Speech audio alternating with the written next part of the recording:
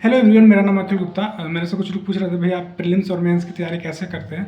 तो मैं आपको सबसे पहले बता दूं कि मैंने कई सारे बैंक के एग्जामिनेशन क्रैक किए हुए हैं, प्रीलिम्स और मेंस और इंटरव्यू तक दिए हुए हैं, जैसे कि IPS PO का, RRB PO का, SBI PO का। मैंने इसका इंटरव्यू तो सारा दिया हुआ था। मेरे SBI PO में फाइनल सिलेक्शन 0.07 मार्क्स से नहीं हो पाया था।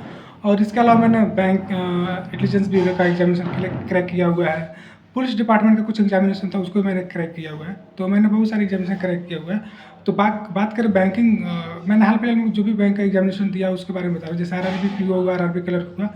तो RRB PO मैंने 65 अटेम्प्ट किए हुए थे और RRB क्लर्क में मेरा 80 अटेम्प्ट था। और उसके बाद IPS क्लर्क की बात करें तो IPS क्लर्क में मैंने 93 अटेम्प्ट किए हुए हैं और मैंने यूपी स्टेट से अप्लाई किया हुआ था। और मेरे तीनों प्रीलिम्स क्लियर हो जाएंगे, मेरे को इस पर पूरा भरोसा है।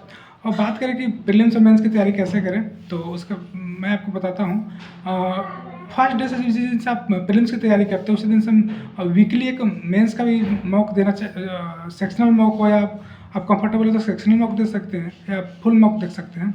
और साथ ही साथ करंट अफेयर को डेली पढ़ना भी जरूरी है। जिस दिन से आप प्रीलिम्स पढ़ रहे हैं उसके लिए अलग से, ऐसा नहीं कि प्रीलिम्स क्लियर होगा तो उसके बाद मेंस का करंट अफेयर पढ़ेगा, ऐसा नहीं, वैसे तो एग्जाम क्लियर नहीं होगा।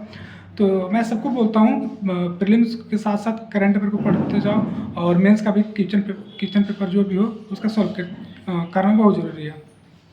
सबसे बात करें प्रीलिम्स की, तो प्रीलिम्स में आप कोई स्पीड जब जितना प्रैक्टिस कीजिएगा उसके हिसाब से आपका स्पीड बढ़ेगा। और सबसे पहले आप आपके जो भी फेवरेट टीचर होंगे, आप जिससे भी पढ़ते होंगे उससे आप बेसिक कॉन्सेप्ट कर लीजिए, क्लियर कर लीजिए। उसके बाद अपना स्पीड पर और प्रैक्टिस करते रहिए, आप ऑटोमेटिक क्या है कि स्पीड बढ़ जाएगी। मेंस की बात करें तो मेंस आप मेंस के क्वेश्चन सॉल्व कीजिए, चाहे क्वांट का सेक्शन हो, रीजनिंग का हो या इंग्लिश का हो, आप उसका हर सेक्शन वाइज क्वेश्चन सॉल्व करते जाइए। अगर आपका प्रीलिम्स का सारे टॉपिक का कॉन्सेप्ट क्लियर है तो आपको मेंस में कुछ प्रॉब्लम नहीं आएंगे।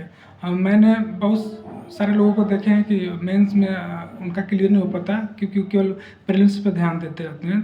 तो मैं बोलूँगा कि आप प्रीलिम्स के साथ साथ मेंस की पढ़ाई करते रहिए, आपका मेंस क्लियर हो जाएगा। मैंने जब 3 एग्ज़ाम दिए हैं, मेरा 3 जब प्रीलिम्स क्लियर हो जाएगा, मेरे को पूरा ट्रस्ट है। और आपको अगर मेरे से कुछ हेल्प चाहिए, किसी मॉक टेस्ट को परचेस करना हो या किसी करंट अफेयर को, तो मैं आपको उसमें हेल्प करूँगा। मैं प्रयास करूँगा कि मैं मेरे तरफ से जितना हो सके मैं उन लोगों को जो पढ़ाई में मतलब सीरियस कैंडिडेट हैं उनको मैं मेरे तरफ से जो भी हेल्प बनेगा मैं करूँगा। Thank you and keep supporting me.